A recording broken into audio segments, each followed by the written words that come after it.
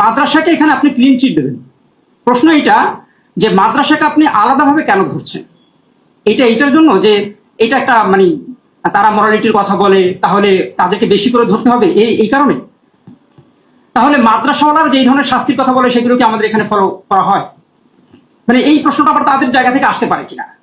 এবং আমি দেখলাম রামিসের ঘটনার পরে একযোগে অনেক বড় বড় স্কলাররা তারা বলছেন বাংলাদেশ শরিয়া আইন জানে, মানে এই কথাটা তারা বলছেন কোটানকোট, যদিও আমি সেগুলোর সঙ্গে প্রবলভাবে দ্বিমত করেছি। শরিয়া আইন একটা কম মানে একটা কনসেপ্টের ব্যাপার। এইটা তো আসলে বাংলাদেশে যেমন 1200-1300 আইন আছে, সেগুলোর মধ্যে in the light of Quran and সুন্নাহ কি ধরনের আইন অ্যাপ্লাই হবে এবং সেখানে দণ্ডবিধির মধ্যে কোনটা আমাদের দেশের জন্য প্রযোজ্য, এবং সেটা যদি আমরা ব্যবহার করি তাহলে এটা আসলে শরিয়াকে ভায়োলেট করে কিনা, সেই প্রশ্নটা অনেক বড় প্রশ্ন। সৌদি আরবের কথা যদি বলা হয়, বা আপনি বলছিলেন যে স্ক্যান্ডিনেভিয়ান কান্ট্রিগুলোর মধ্যে কম আছে, সেখানের মধ্যে ইকোসিস্টেম গুলো দেখলে আমরা বলবো যে সেখানে শুধুমাত্র ধর্ষণটা কম তা কিন্তু না, সেখানে কিন্তু অন্যান্য অপরাধের মাত্রাও কম। তো ফলে এটা ওখানে শরিয়া আইন নাই বলে কম, কিংবা ওখানে মৃত্যুদণ্ড দেওয়া হয় নাই বলে কম, এই জায়গাটা মনে হয় যাওয়াটা একটু কঠিন, মানে আমার জায়গা থেকে এটা মনে হয়। কিন্তু আমি মাদ্রাসায় যেটাকে সবচেয়ে বড় সংকট দেখি সেটা হলো এটাকে গোপন করা। যে গোপন করতে করতে তারা হয়তো বাধ্য হয় বা নানান ভাই বলে, আপনি অপরাধকে গোপন করা এটা তো আসলে ধর্মের জন্য সহায়ক না, এটা আসলে পাপের সহায়ক। এই জায়গাটাকে কোনো না কোনো ভাবে মাদ্রাসা কর্তৃপক্ষ তারা বুঝতে পারেন না। সংকটগুলো বিশ্বব্যাপী চার্চেও হয়, চার্চে তো মানুষ যাওয়া বন্ধ করে নাই, ভ্যাটিকানে এখনো লক্ষ লক্ষ মানুষ যায়। তো অন্যান্য চার্চের মধ্যে কেউ তো বলে নাই যে চার্চে যেহেতু শিশুদের নিপীড়নের ঘটনা ঘটে তা আমরা এই ধর্মটা পালন করবো না। খ্রিস্টিয়ান ধর্ম এখনো তো হাজার হাজার কোটি মানুষ তারা পালন করে আসছেন। তাই গোপন করাটা এটা একটা বড় সংকট, এখান থেকে বের করাটা খুব জরুরি। কেন গোপন করা হয় আমি ঠিক এইভাবে বলতে পারবো না, তবে আমার কাছে মনে হয় কি এখানে গোপনীয়তার অনেকগুলো লেয়ার তৈরি হয়েছে, অনেকগুলো স্তর তৈরি হয়েছে। একটা হলো যদি নারী হয়, বিশেষ করে মহিলা মাদ্রাসা অনেকগুলো ঘটনা আমরা পরপর দেখলাম। কুমিল্লা এক মাদ্রাসায় দেখলাম যে সেখানে 1 বছরের মধ্যে 4-5টা মেয়ে মারাই গেছেন, অ্যাক্সিডেন্ট বলা হচ্ছে। লাস্ট যে মেয়েটার ব্যাপারে সেখানে এই আলাপটা উঠে আসছে যে মেয়েটাকে যৌন নির্যাতন করা হয়েছে এবং প্রিন্সিপাল তিনি আপোসনামা দেখাচ্ছেন। তো এটা 7 মাস পরে এসে দেখাচ্ছে যে, এবং তিনি এটাকে আপোসনামা দেখাচ্ছেন।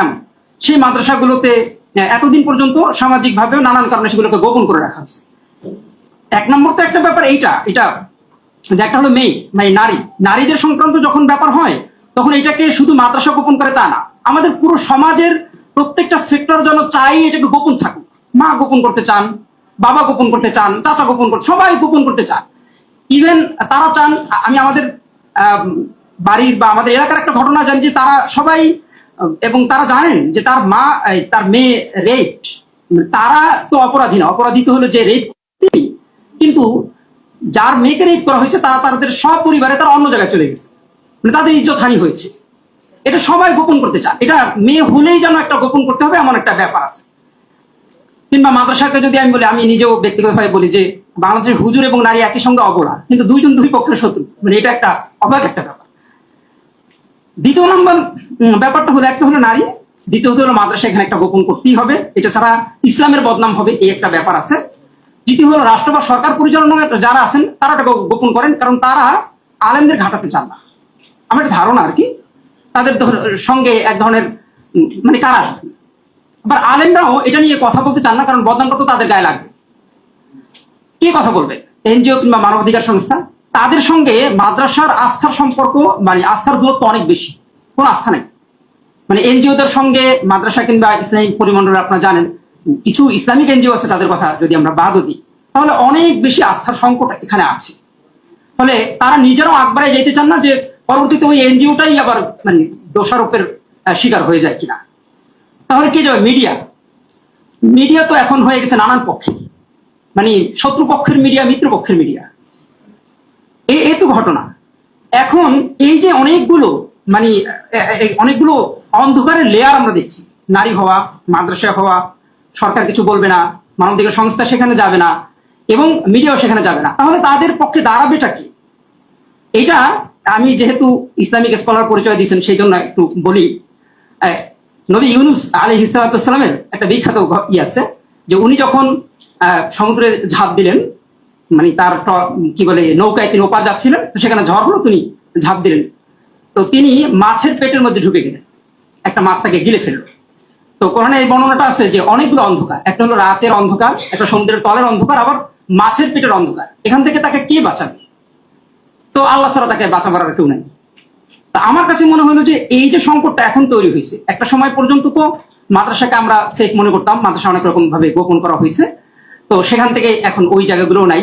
সমাজের অবস্থা তো, যদি ভাই যেটা বলছিলেন যে ধর্ম অন্তত আমাদের একটা একটা উপাদান, এখান থেকে আমাদের মনে শিখতে হবে, সেই ব্যাপারগুলো তো আছে, তাহলে সমাজের অবস্থা আরো ভয়াবহ, এটাও প্রমাণ করা যায় যে আমরা তো অন্তত ধার্মিক মানুষদেরকে কিছুটা মনে করি, সেখানে যদি এই অবস্থা হয় তো অন্যান্য জায়গার অবস্থা তো আরো করবে, তাহলে আমরা কোথায় ফিরবো? আমার মনে হয় যে এখন আমরা যেই একটা এই যে অনেকগুলো তিমির অনেকগুলো অন্ধকারের মধ্যে এমন ভাবে ঢুকে গেছি, এখান থেকে বের হওয়ার মানে পথ থেকে এটা সবাই মিলে যদি আমরা চেষ্টা না করি তাহলে হবে না। এটা যদি আমরা মাদ্রাসাকে মাদ্রাসার মতো করে দোষারোপ করা শুরু করি যে হ্যাঁ ঠিক আছে, যখন মাদ্রাসা বললাম তখন একবারে হাইলাইট মাদ্রাসা, আর যখন অন্য জায়গায় বললাম তখন বললাম যে হ্যাঁ শিক্ষার্থী, মানে ওখানে তিনি আর শিক্ষার্থী না, ওখানে তিনি মাদ্রাসা শিক্ষার্থী, আর এখানে তিনি শুধু শিক্ষার্থী।